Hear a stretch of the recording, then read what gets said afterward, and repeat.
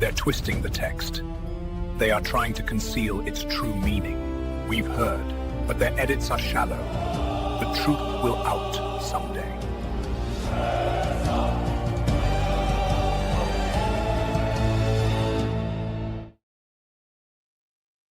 Peace of the Lord to all of you. Welcome. We are back with our friend Noel from Malta, who is going to be talking about the Maltese, how that language was developed from Arabic and how some of it might actually help us understand the Quran, because here we are in the 21st century and the Quran cannot be understood. So maybe we need to go to languages that developed at the same time as the language in the Quran to understand a bit better. So Noel, welcome back to the show. Happy New Year. How are you doing, sir? Hello, JC. Hello, everyone. Thank you for having me again here. I'm doing fine. I hope that you and the audience as well are doing very fine, and they had good holidays. Yeah, I hope that everybody has. So great. What are you going to be talking to us? What are you going to be showing us today? So today we're going to see a study by Marshall in which Arabic and Quranic Arabic and Maltese are compared. However, before I will start the presentation, I want to make a clarification. Because there was a comment and I think it had merit, because it was saying like, okay, this is always called the Maltese series kind of, but where is the Maltese and all of this? And it's true, the comment has merit. Just I want to clarify that yes, this series, as you may call it like that, it started about Malta, and then after I was doing background research, and then I realized that I need some foundation more, especially into Arabic. And then I had the material, and it's like, it's better if I do a presentation on this material.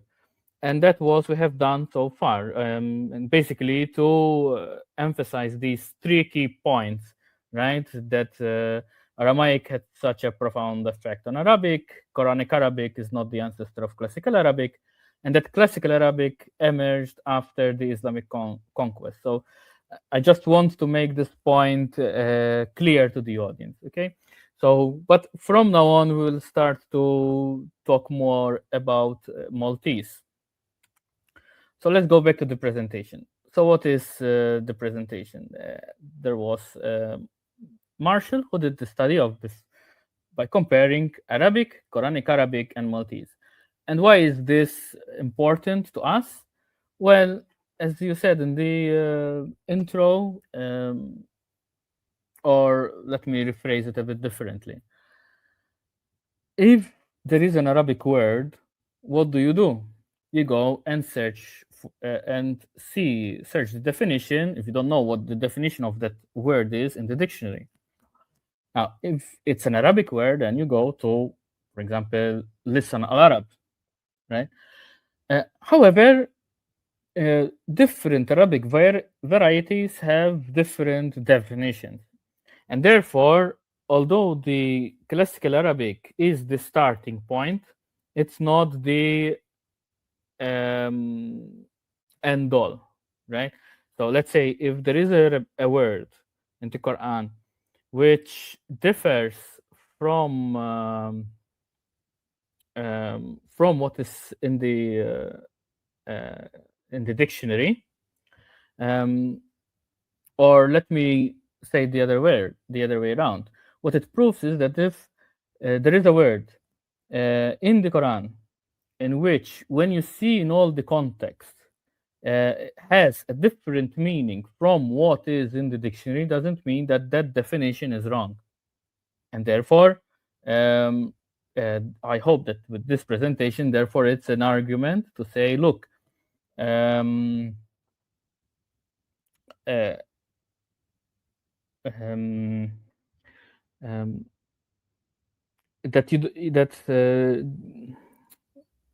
may I say it? Maybe that the Maltese I had practiced meaning... it in my mind. It was very clear, and now it escaped me. No, that different Arabic varieties may have different definitions of the word. That's it. So a word in the, if for example, let's say Odon Lafontaine has found that the word for coverers has a definition which is different than what is found in the Listen Al Arab, doesn't mean that his work is wrong. And also, this can be extended as well to your work, right? This is the point. Yeah, let me actually, this is very early for me to interject and add something, but I think it might be relevant. That we have, for example, the word, if we look at the translators, Yusuf Ali translates a particular word in the Quran, in English, as baptism, and that is what it means, and that's what it is. But when we get to all of the other translators after, they actually translate that as coloring, simply because they don't want you to read the word baptism in the Quran. It's just a political decision.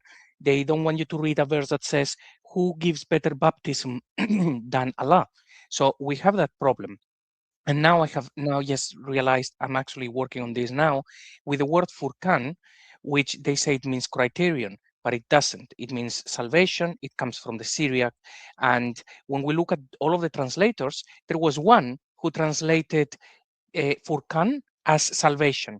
So it's almost like some of these people, they are reading the Quran and they realize that a word actually means something very specific, and they are giving us the true answer when all of the others are trying to hide it.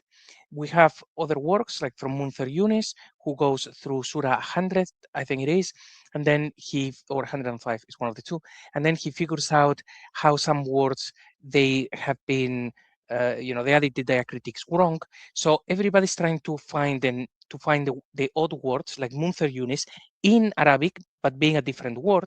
Other people like Christoph Luxemburg and stuff will look at the Syriac. So one of the things that you are bringing on is, what if the original meaning for that word could actually be found in the Maltese, when all of the others, they are now going around changing meanings, and maybe the Maltese provides us with the answers to some of the verses. But at least that's how I see it, and the stuff that you shared last time was But eye opener. yeah, yeah, you can do that as well. It can be because also Maltese has certain words which come from Old Arabic, right? But actually, my point is that you don't even need to go that far. You know, the Quran itself is, if you have a word in which it is used in a certain context in the Quran, then like mushrik, right? As because this is a very good example, right? Mushrik, right? And it means coverers. If you take it, if you forget all the, you just listen to the Quran, right?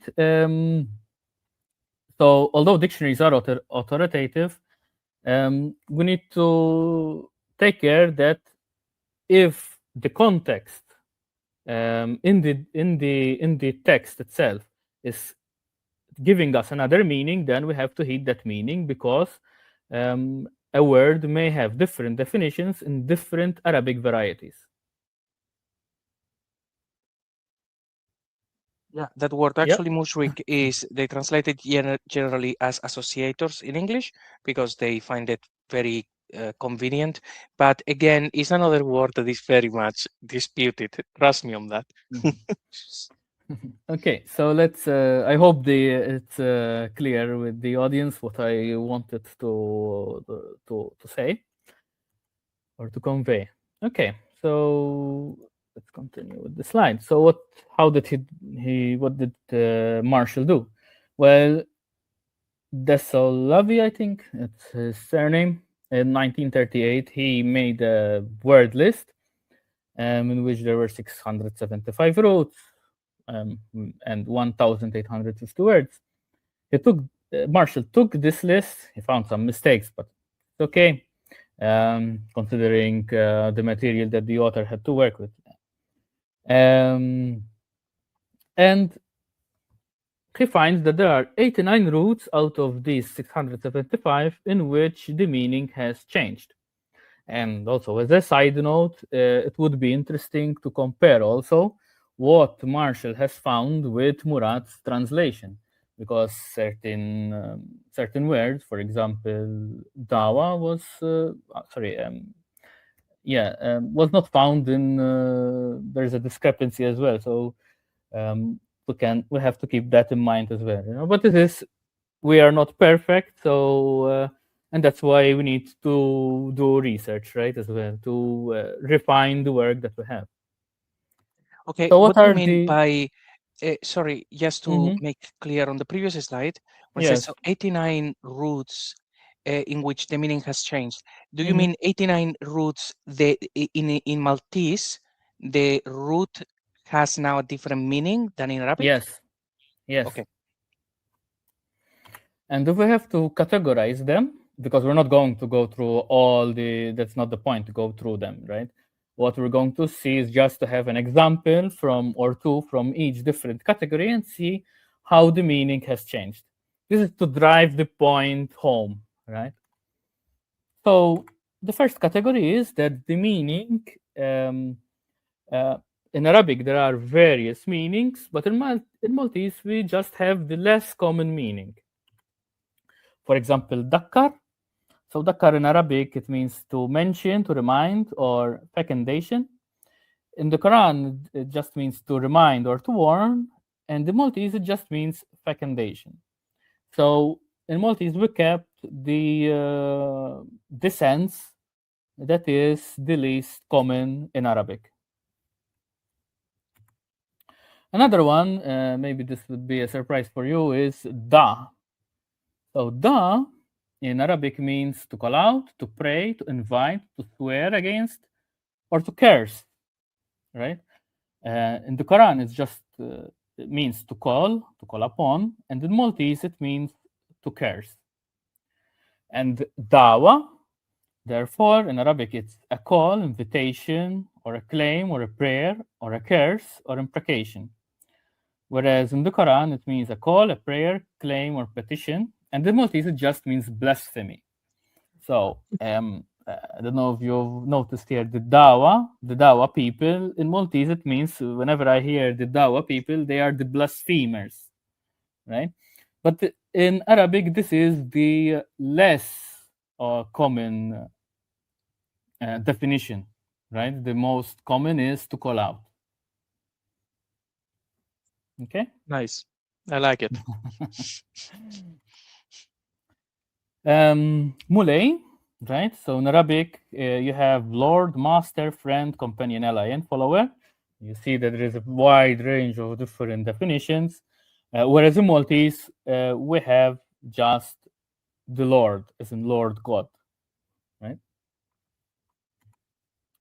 And this is for anyone who is Maltese in the audience, uh, just as a curiosity, right? Arif. So Arif is someone who is close to you, right, uh, or even a family member, right? But then we have Arab, which is said to a little boy, and they are related. Okay, they can read more the slide if they want more information. Now, the second category is a complete change in meaning. So, for example, bahar, in Arabic, it means to throw into the sea or to be heavy, whereas in Maltese, it means to navigate. So you have a complete change in the meaning here. Hazin, in Arabic, it means sad, and in Maltese, it means bad, right? Another complete change in meaning. We have also slight changes in the meaning. For example, thrab, which in Arabic means a mirage, as is in the Quran, but in Maltese it means a dazzling. To tell you the truth, I don't know how many Maltese know that a dazzling is thrab now, so it's a bit archaic as well as a word. Ajab, right, are actually tajib because ajab is the root, tajib. So in Arabic, it means arousing of admiration or act of causing astonishment, and Maltese it means astonishment, right? And just a side note for the Maltese in the audience, before, because now we call miracles miracli, but before we before we call them miracle, we used to call them ajubiyat talmulay. And in the Bible, sometimes we hear about ajubiyat talmulay, but it never clicks that these are miracles, actually, miracles of the Lord. Right? Bati, in Arabic, it means to be slow. In Maltese, it just means a slow fire. Basar, in Arabic, it means to see, to discern, to notice, or to understand. In Quran, just to see or to perceive. And in Maltese, to see or to foretell. Batan, in Arabic, it means to be inside or to penetrate. In the Maltese, it means to conceive. Batra, as well, tailless or bobtailed, and in the Quran, docked without a tail. But without a tail, it's used as in you don't have posterity, so metaphorically. And the Maltese here, so here we have the Arabic and the Maltese that are agreeing, but not agreeing with the Quran to a certain extent. Haddam,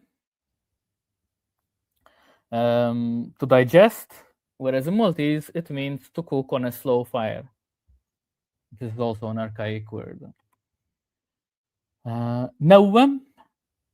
So Nawam is in Arabic, it means to die. Nama is actually the Arabic word. To die, to abate, to extinguish, but in Maltese it means to be weak of fire or light. Another category is adding stances. So for example, jarraf, in Arabic, it just means cliff or precipice. And in the Quran, there is an added sense of a bank, a river bank, but still in the same vein. In Maltese, there is a discussion on whether it also means an enormous man. Because the root of jolf, whether it's so actually the jarraf is the root, right? We're talking about jorf. Sorry, excuse me. We're talking about the word jorf. The word jorf in Arabic and in the Quran it means precipice. In the Quran it also means a bank. In Maltese it means a precipice, but it can also mean an enormous man. But to be fair, there is a discussion on whether the root is actually jorf or jilf, because the R and the L can be interchangeable. And in Maltese, for example, the word for mask, some people call it maskara, some people call it maskala. Interestingly as well, jorf, we have toponyms with the word jorf as well. That's not so well known for the Maltese. For example, we have il jolf ta xuxetta, right? And also il jolf labjat u l-ġolf tal-bla tal-bid, tal-bla tal-kbira. So in that sense, we also see the change from the R to the L in the jolf, right? Jorf and jolf. As you saw, the toponyms, they were with an L. Another category is having a more specific sense. Oh, sorry, the definition is more specific. So, for example, minfas in Arabic is an air hole, any air hole.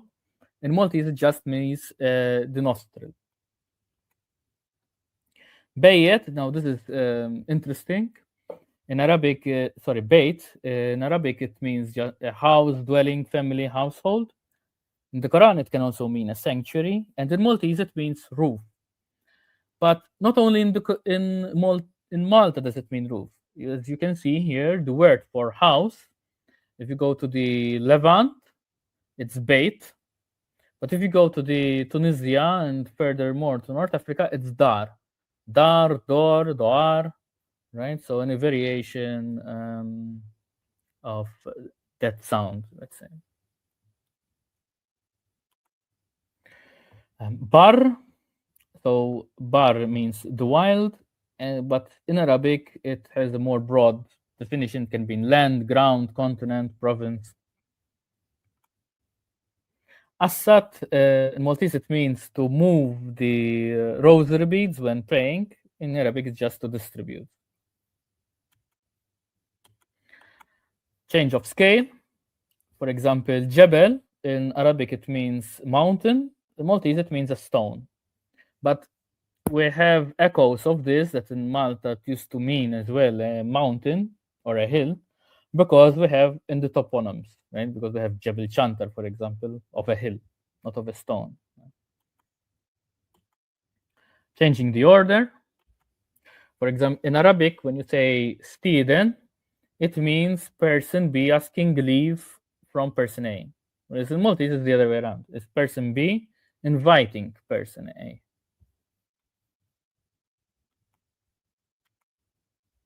Keeping the form, but changing the meaning. So here it's more of a grammar-wise, right? So in Maltese, we don't have all the forms of Arabic, right?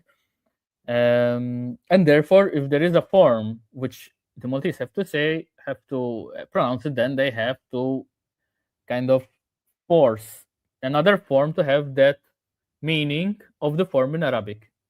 For example, if there is form 10, which doesn't exist in Maltese, and there is a word in Arabic which is in form 10, Maltese have to change it to another form so that it has that definition of the Arabic in form 10.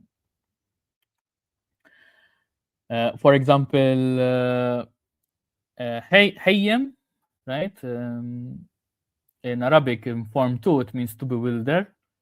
Or to fall in form 1, it means to fall in love. And the Maltese has that, is more closely related with form 1 than with form 2. So the point is just to keep in mind that even the forms are changing, right? That's the point, not to go into the detail. Related, but the meaning may change. Okay, for example, bayan, to separate and to separate, but it has more definitions in Arabic, right? Fishla in Arabic, it's fatigue. In Maltese, confusion. So they are related, but not exactly. Lawlo in Arabic, pearls, and in Maltese, small beads. And so they are different examples. And finally, we have Italian interference. This is the last category that he mentions. Okay, for example, in the word darba, in Arabic, it means to hit. Okay, so, but in Maltese, it means to hit as well. But also we have, it means once, which doesn't exist in Arabic, but it exists in Italian. And it comes from colpo, right? So in Italian, once it's called from blow, right? Un colpo, a blow, it means once. And therefore the Maltese have taken this word and transliterated into Maltese, and therefore we have darba and darbte, which also means once and twice, not only to hit or to injure. And another one, for example, is Sayyid, which another word has taken some of the definitions that used to be in Arabic, and therefore in Maltese now we have Sayyid only means fisherman. But some relics remain. For example, Attus Sayyid, which means a cat that is good in hunting mice or catching mice, right? It's called still Attus Sayyid. And that's it for today. I hope that the point is clear enough. Or I've made my case. Yes, actually, yes, when you were actually talking about the, say, Italian interference, I realized that your accent actually is like, has almost like that sound, like very Italian-ish, when an Italian person who is not from Sicily or something like that, like from Rome, they actually learn English well. They have that kind of sound of your accent. So that was actually quite cool. I'm obviously a bit familiar with accents like from Malta and other places, but if I had to guess and we had just met, I would have said, hey, are you Italian? There is that thing. Okay, first time I heard it, but okay. But, Um, it's well, hard I'm to Spanish. know to see your own accent, I guess. Yeah, and I get from most people, they would think that my accent is Italian as opposed to Spanish. But hey ho. Okay, so a couple of Yeah. questions. Hmm. Uh, so do you have the Murad translation? Yes. Right. So in the Murad translation, he leaves quite a few question marks when there is a word that was not there in the original Arabic, or he hasn't found it in Kitab line or any other stuff that he's been looking at. Sometimes he does refer back to Syriac to try to figure out the meaning. But for the most part, if it is not just an Arabic word that he can say, here you go, it's established, he will leave a question mark. So I'm wondering, so if you were to take those words from Murad, would there be a chance that any of those words you might recognize them because they have been maintained in Maltese? I don't know because I haven't looked at them. So it's something that someone can do. If Maltese is listening, maybe they can take it as a challenge and make a comparative analysis of the question marks and see if maybe we'll solve some of them. Well, I do hope that Murad will do an updated translation in the near future, and he will actually, instead of leaving question marks, he will leave the word either A transliterated or even in Arabic, because sometimes it's difficult to find that word there in the Arabic going by the translation. So that might actually benefit the whole exercise. Another one, and it is most likely a no, there are some expressions in the Quran that they don't make any sense, like at all. And I'm thinking about the one verse in the Quran that talks about jizya, for example, because it says, and they give jizya about hand. That is the literal translation. But we have to actually take it as, okay, that means in humiliation or stuff, but it's not attested outside of the Quran. It appears first in the Quran.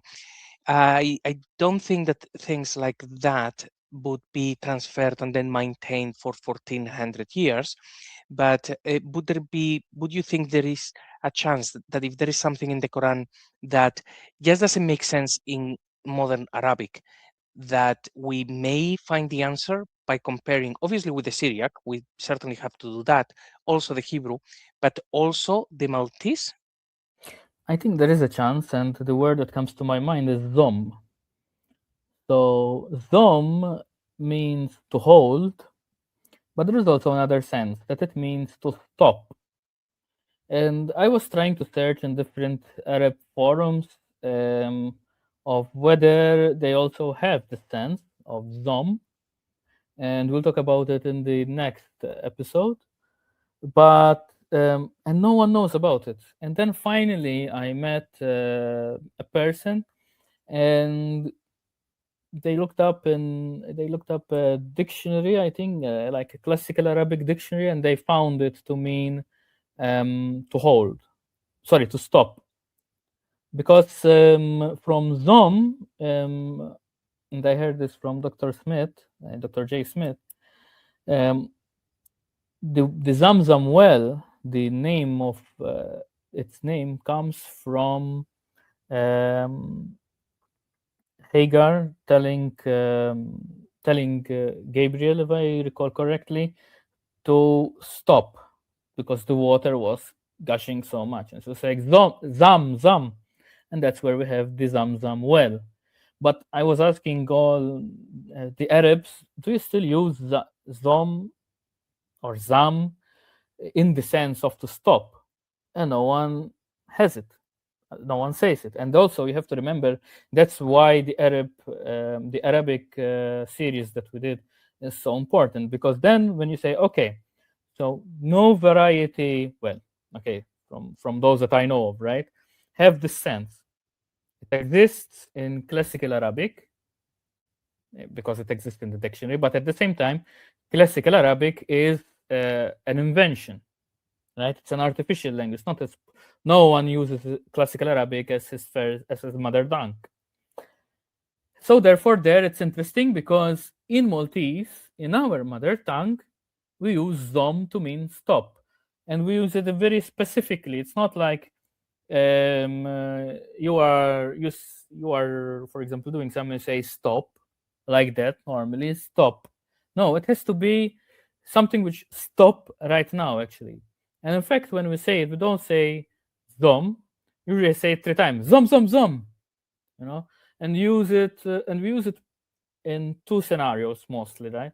When you're having an argument, if you're debating with someone and he says something that you don't agree with, so what do? You say zom zom imma, so stop stop, but, and then you interject and you do your own argument.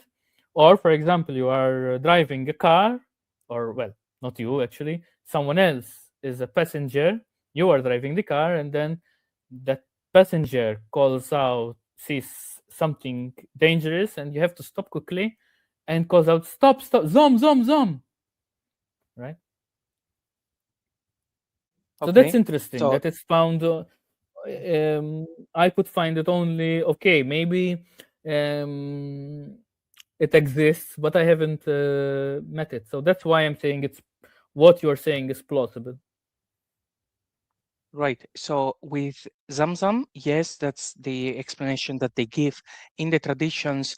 I have heard, I can't remember, it may have been from Mel, that the word may have come from a completely different region and it meant something completely different.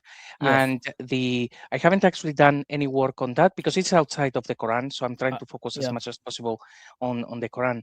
But I would just say it doesn't mean stop, stop originally in Arabic for a simple reason, because the reason that they are telling us that there is that well and it's called Zamzam is because there was so much water coming out of it, and then Hagar said, "Stop, stop." But we know that that story didn't happen. We know Hagar wasn't there.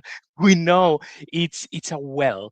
There isn't water just coming out of it like if it is a fountain. So we know that this story is a complete fabrication. So to me, it makes more sense that the name of the well came from something completely unrelated, and then because in that probably Old Arabic, it also meant stop. So the legend was created around it, which is, oh, stop, stop. But, and it was actually used in that manner. But that the actual origins of the word most likely was something else, nothing to do with Hagar, nothing to do with that. But No, anyway, I'm that not is outside. zom zom zom. Yeah, yeah, No, yeah. I agree that of course we shouldn't really rely on the Sira and on the Hadith, etc. And these are like later invented stories. I'm not um, for a second making that argument, but it can be a clue of from where the story came from, right? Yeah. So, especially since also one has to remember that Maltese is the only pre-Hilali Arabic variety that exists, that is still spoken today.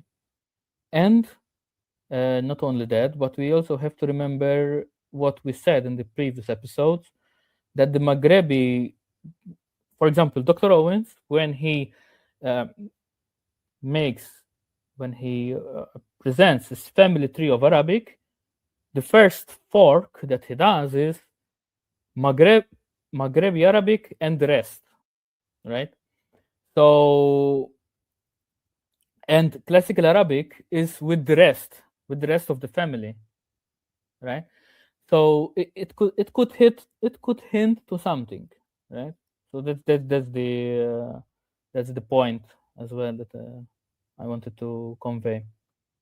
Yeah, there is much that we shouldn't actually take the narrative for the explanations, because more often than not, it's going to be, political decision, but more interesting things to explore. Now, just before I let you go, so this is the final slide, right? Yes. Okay, so let me show you something to see. No pressure. This is not something that I would expect you to have like huge answers about, but just in case, I find this quite interesting. So this gentleman here we have a little bit of his background. So Munther Younes, he has a paper. In here you have him speaking with Gabriel Reynolds, entitled wait, is it here? Is it Charging Steeds or Maidens Doing Good Deeds? And he does something very similar to Christoph Luxemburg and Gunther Lulling. It's to look at the rasam, basically. But when Gunther Lulling and Christoph Luxemburg say this is not Arabic, and then they go to the Syriac, what Munther Younes does is, well, let me change the diacritics and see if it is Arabic. It's just a different Arabic word. They just put the diacritics in the wrong place, and he analyzes a number of them. So let me just show you on this, by the way. So that's the book, and I'm actually trying to give him as much FaceTime as possible. I want people to actually pick up his work as much as possible, because it looks like a very important piece of the jigsaw. Instead of just concluding something is wrong, okay, it's the Syriac. Maybe something is wrong, but it's still Arabic. It's just a different Arabic. So, and from that could be that some of the answers may be with the found in Maltese. So these are the verses that he analyzes, and just these ones here. Oh, I hope I got my animations right, because this is work in progress. But anyway, so these 5 lines, the one in the middle, number 3, he's going to say that doesn't make any sense, is an interpolation. It was added late, so he ignores that one completely. But sorry, 1 second. Should I see the screen, because I'm seeing just my presentation? So should I stop sharing and see this? Oh, yes. So if you go to the screen, Okay. you will see So, then okay. what I mean. Or maybe it's better if I don't see, not to get more clues. Just in case. I mean, this is going to be most likely about very old Arabic. So just on the off chance that any of these things, you're going to be like, okay, yeah, actually we have that one still in Maltese by miracle. So these are the verses as So they are should I rendered. I'll stop sharing then. Yeah. And if you can have a look at the screen, you will see 5 verses discussed by Munther Younes. These are the ones that he tries to unpick. Okay, so do you see the screen? 1 second. Yeah, I see it. So the third one, he says, is an interpolation, because it doesn't actually make sense. Maybe or maybe not, okay, but fine. Let's actually go with what he's saying. And this is his new rendering. So for anyone who is familiar with the Arabic, they can actually see how he has just changed a couple of dots, because most of these words, he says, they appear only once in the Quran, and they only have a meaning once in the whole of the Arabic language, and it's in the Quran, meaning he knows it's a problem. So in the end, this is his rendering. So these new sections here, by changing things, and you can see in here the original transliteration of the original Arabic in the Hafs Quran, and here is what he has done. And he comes up with this rendering. So if you can maybe read these ones and see if there are any of the words that you recognize through your work or just because of Maltese, that would tell you, okay, I certainly know that word and it means this or that. Does this tell you anything? That I can, that we have a sense which is different from what Younes is saying, right? Yes, and the reason being, well, okay, the reason is simply because this is, even he says, it's work in progress. The Arabic doesn't make any sense, so he tries to find an answer. Maybe he got a bit closer, but let's see if maybe you recognize something that could be a clue to the final answer. No, I don't see anything which many of them even are I don't know the meaning of, so okay. I'm sorry. That's probably as well like quite a good sign. I think actually he's directionally correct, and it is probably Old Arabic, and that's that. And hopefully he actually carries on with the work. I don't know if he's actually trying to figure out any more sections of the Quran, or if he's now just focusing on teaching Arabic and Old Arabic and all of these things to his students. But anyway, so Noel, that has been really, really great. If I may, Maltese is not because maybe it can come. People may think that Maltese is Old Arabic. Maltese is not Old Arabic, but it has certain traces from Old Arabic, which sometimes are not found in other Arabic varieties. Right? So they are Yeah, traces.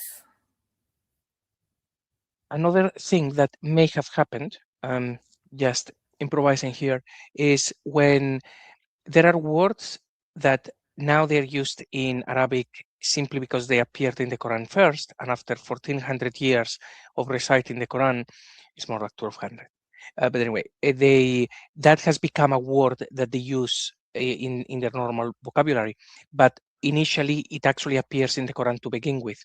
But there is a process where things change the meaning as the religion becomes more and more powerful, and people pray more, memorize the Quran more, and all of that. So it is possible that the original meaning used to be something both in Arabic and the Arabic that went to Malta, and as the Malta became less Islamic, they retained the original meaning, and in the rest of the world, it actually evolved. So it could have been Yeah, something of that. that's the whole point of the exercise, and maybe more people are interested in Maltese, because we have to remember as well that the Maghreb, it was re-Arabized. They were talking an Arabic variety, which was before Classical Arabic, and this is because, as we saw in the previous episode, and then in 1040 there was the Hillali invasion. Because for a moment I got confused whether it was one or a series, but anyway, it doesn't matter. What matters is that the Arabic of the Maghreb was changed, but not the Arabic of Sicily, of Spain, and of Malta, and of Pantelleria. And of these places, Spain, Sicily, and Pantelleria, and Malta, only Malta survives until kind of today. Another point that maybe one has to think about is that even in Maltese we have words of Arabic origin in which the definition was invented in Malta because of the needs um, arose, right? Because of new, for example, the word harja to mean addition. This is as a concept. It was quite recent, right? Maybe 200 years ago or 300 years ago. Um, and the Maltese used a word from Maltese from the Arabic inventory that it had, and it gave it another definition, which is an addition. So there is also this reality that one has to consider. Yeah, yeah. And You can finally, imagine if we keep. what do you think of the word dawa to means blasphemy? Well, The one of the Dawagandists are the blasphemers. one of the weakness. To my ears, I always laugh when they say like, the Dawagandists are the blasphemers. Yeah, probably you're there nodding along, going, yeah, that. Dawakera. So Uh, it means one of the ugly blasphemy. Well, I've heard, I can't remember, I think it may have been from Lloyd, that one of the meanings of the word, can't remember if it is from the gears, I don't know, but that one of the definitions was this deception, that dawa meant literally like deception, and for me it was like, that's kind of like fun, but come on. Mm. But I find it funny that you guys are still using that word for No, blasphemy, no, no. which is, In Maltese, if you come to Malta and you say dawa, everyone knows that you are talking about blasphemy. yeah. So, but But also it's interesting that it exists in Arabic as well. In Arabic, yeah, as we saw today, right? It also there's also the sense, although it's not common, that it means as well blasphemy.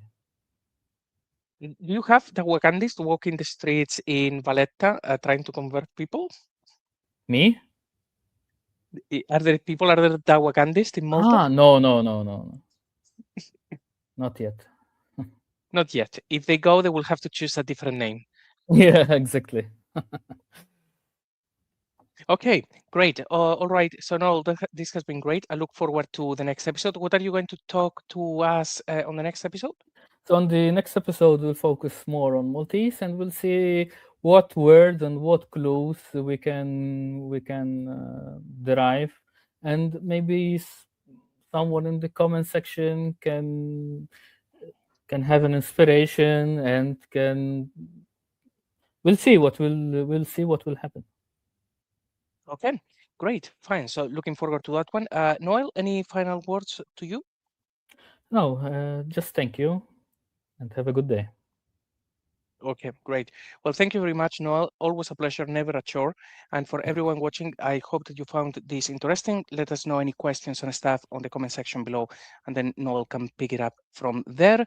And stay tuned for the next one. Until then, stay well and God bless you all. Bye-bye. There is only one Quran, right?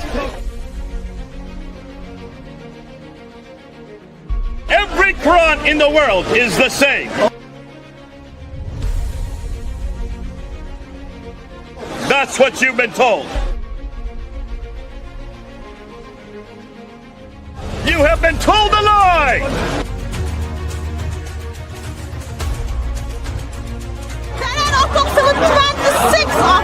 26 different Qurans! There are 0 Dawa guys apparently left on the planet who are willing to defend Muhammad in a debate. Everybody can go and read it. This is a book full of mistakes in Arabic, in the grammar, in the spelling, in the pronunciation. Whoever wrote the Quran made an error because they didn't quite understand what was written in the 7th century in the Torah and the Injil. Stay away from these translations. They are propaganda. We know that stories about Muhammad were made up on an industrial scale. What in the world is this Injil?